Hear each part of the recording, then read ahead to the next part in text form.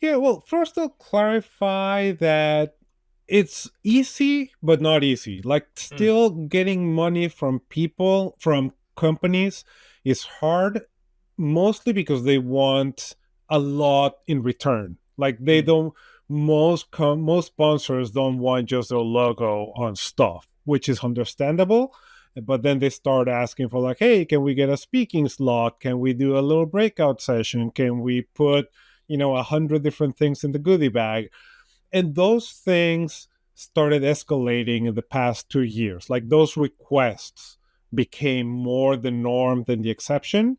mm, And like, we never, like, we've never allowed it, and we would never, not sacrifice, but our content is ours. Like, you don't mess with our content. Like, we're the only ones that determine what gets to be seen on stage.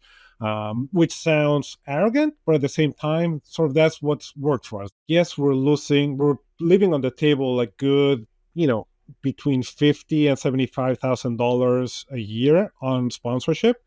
mm, And we're like, yeah, we're willing to give up on that in order to have more control and be fully independent. Like, that's the number one thing we value in everything that we do, our independence. Like, we don't answer to anyone. I mean, we try to please our audience. We are always doing things for the benefit of our audience, and we want to please them, but we don't want to be held like, responsible, or you know people expecting to do something for someone else. Anyway, um, so we were just like, can we do away with sponsors and just be completely independent?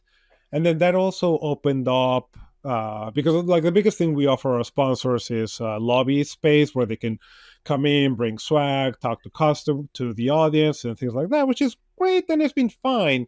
But there was a big disconnect between what was happening inside the auditorium and what was happening in the lobby. Yeah, like, once we stepped outside, it was more salesy, more like, just come get our t-shirt, come get our swag, which again is fine. And so many conferences operate uh, on that approach. But we just felt like, the two experiences didn't match.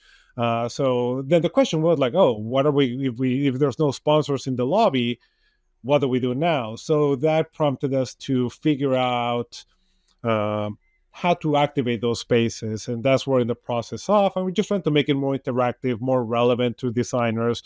Like, we're gathering again.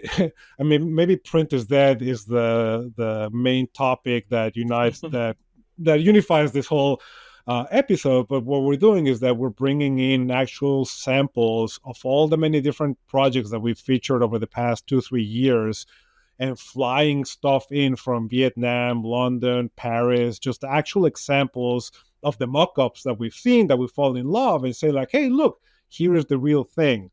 So yeah, so we have all these amazing actual materials that got produced. So we're going to have a huge gallery for that. We're going to have like real life voting polls for the best, the most relevant projects of the year, and things like that, just to activate the lobby in a way that matches the content of the conference.